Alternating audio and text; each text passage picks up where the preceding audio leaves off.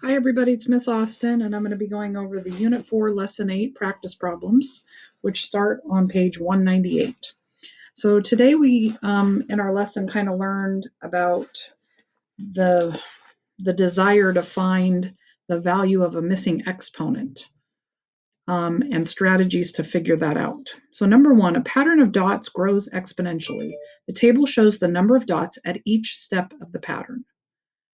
Now, it's a little misleading right here, I think, for some students, but if you look right here, you can tell you're multiplying by 5 or powers of 5. That's 5 to the first, 5 to the second, 5 to the third. And then that might help you. Oh, okay, 5 to the 0 is what gets me 1. These are all powers of 5. Okay? And so it says write an equation to represent the relationship between the step number n and the number of dots y. So this is the answer. And we know that this is the power that 5 is being raised to, 5 to the n power. Let's just make sure it works. If I put a 0 in there, 5 to the 0 power is 1. If I put a 1 in there, 5 to the first is 5, 5 to the second is 25. Okay? At one step, there are 9,765,625 dots in the pattern. At what step number will that happen? Explain how you know. So if I keep going here, they want to know what step number will I have this many dots? So essentially they're asking me, and you can put it on the left-hand side, they're wanting to know when is the number of dots, 9,765,625. That's the equation they're wondering. And if you've ever thought about it, have you learned how to solve something like this yet? And the answer is not unless you've had a teacher who showed you something ahead of what we're doing, okay? So right now, what are our strategies? What step number is going to get me this answer? What are some different ways you can do it? You could guess and check. You could put different numbers in for n until you get this number. You could just methodically start here and just keep going instead of guessing and checking. You could type this into Desmos, 5 to the x power, and you could go trace until you find that output. I think maybe I will, for this problem, I'm just going to keep going. Okay, so one thing to know about a calculator, most calculators, is if you start, so if I go, 5 times 5, whoops, sorry. So I got 5, and then I'm multiplying by 5, and then I'm multiplying by 5 again, so that's right, that's 2, that's 3. Now all I have to do is keep hitting enter and my calculator knows I want to do it. So I'm going to keep track. That's the third, 5 to the third. 4, 5, 6, 7, 8, 9, 10. There it is, 10. 5 to the 10th power. And then we could actually check if we want. 5 to the, sorry about the glare, 10th power. Yes, so it's the 10th step. So the 10th step. Explain how you know. I kept multiplying by 5 until I got 9,765,265. That's not the only way to do it, remember? You could type that into Desmos, you could trace, you could have just guessed. That'd be a reasonable answer. I guessed until I got the output I wanted. A bacteria is modeled by the equation P of H equals 10,000 times 2 to the H, where H is the number of hours since the population was measured. How long will it take for the population to reach 100,000? Explain your reasoning. Okay, so this time they give me the rule. I've got this bacteria, 10,000, that must have been the starting amount, and it's doubling every hour. And this time I'm going to show you it's okay. You can write the output on the left or the right. I want to know, when will this be 100,000? Now, how can I do this? Same way I just did it on number 1. I could guess and check. and type on my calculator 10,000 times 2 to the, and plug in different numbers until I get that. I could type this into Desmos and go trace that graph until I find the output of 100,000. This time, instead of just doing it like I did number 1, where I would start with 10,000 and just keep multiplying by 2, I'm going to guess and check. So I'm going to just try the number 6 for H. 10,000 times 2 to the 6th power. What is that? 640,000. That's way too big. Okay, let's adjust. Let's try 4. 10,000 times 2 to the 4 hours. 160,000. Still too big. Let's try 3. 10,000 times 2 to the 3rd power. 80,000. Oh, so it's somewhere between 3 and 4. It's not a whole number this time. Let's see if we can get closer. 10,000, and it looks like it's only 20,000 away from 3, and it's 60,000 over for number 4. So it looks like it's going to be closer to 3 times 2 to the, let's try 3.4. 105,000, a little bit over. Let's try to get closer. 10,000 times 2 to the 3.2. Ooh, that drastically lowered it. A little bit higher. 10,000 times 2 to the 3.3. 3.4 was too high.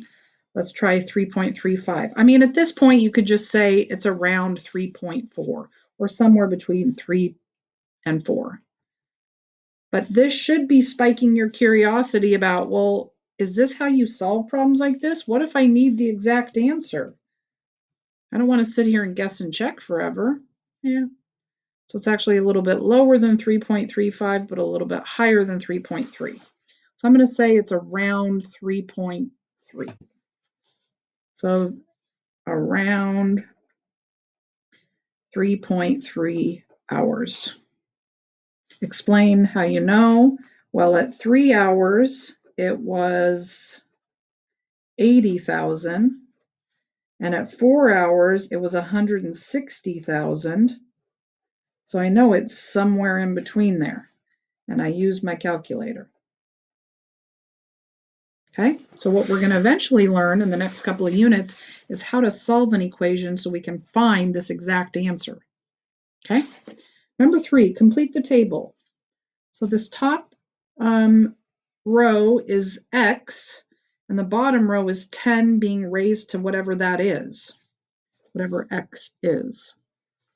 So I don't know where you'd want to start on this. Maybe you like knowing the powers first, right? 10 to the 0 power is 1. And this does not go in incremental order, right? 10 to the 1/3 power, just going to show that, right? Remember, we've learned that in previous units. That means the cube root of 10. Or you can just put 10 to the 1/3. 10 to the 1st power is 10. Now we have these other ones where I'm supposed to know what power created that answer. Now, 10 to the 4th makes 10,000, but this is 1 over 10,000. So remember, to get the reciprocal, it would have been a negative. So I know 10 to the 4th makes 10,000, but the fact that it's 1 over 10,000 tells me that was a negative 4. 10 to the 3rd power makes 1,000, but that's 1 over 1,000, so that must be negative 3. And you could use your calculator to check, right? Your calculator is going to give you a decimal, but you could then convert this answer to a decimal if you want. Okay, 10 to what power makes 1,000? Well, we kind of already practiced that right here. I know 10 to the 3rd makes 1,000, but this one was negative because it was the reciprocal.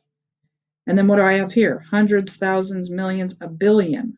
A little shortcut is if you just count the number of zeros, 3, 6, 9, that's the power 10's being raised to, 10 to the 9th. And you could check with the calculator to make sure you're right. Okay, so we're looking at different exponents and the values that we get. Number 4, here is a graph of y equals 3 to the x. Now remember earlier I told you could go to Desmos to find answers if you wanted. And here's somebody actually doing that. What if you wanted to know 3 to what power equals 10,000? You could sit and guess on your calculator, or look, you can get a picture of it. Here it is. And you want to know when will it equal 10,000. So I want to know, crosses about right there. So let's see, let's zoom in on that. That's 8, that's 8.5, I don't know, 8.3 or 8.4. Looks like approximately 8.4. Explain how you know. It's where the graph intersects y equals 10,000.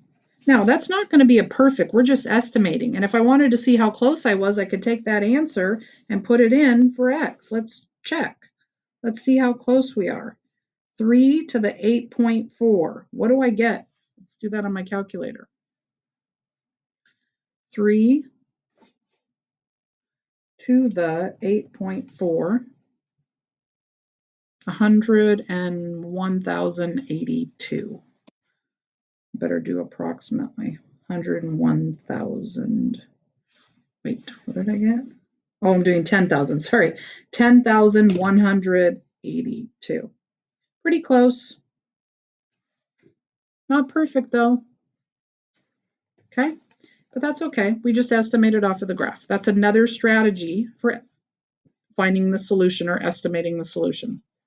One account doubles every 2 years. A second account triples every 3 years. Assuming the accounts start with the same amount of money, which account is growing more rapidly? So one strategy here is I need a number to start with. So I'm just going to have the 2 accounts. I'm going to have this account, account 1, and then I'm going to have account 2. And they're both going to start with $10.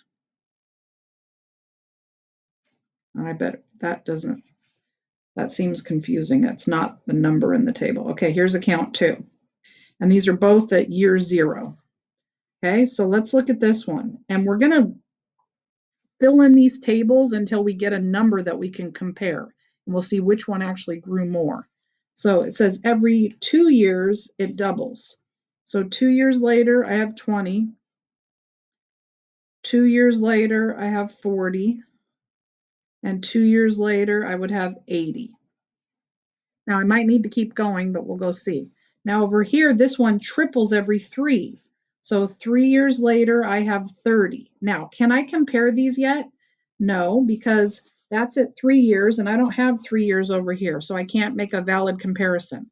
Okay, let's keep going. So now every 3 years, so now we go to 6 years and that's supposed to triple. Can I make a comparison now? Yes, I can. Look, I've got a value for this one at 6 years later, and I've got a value for this one at 6 years later.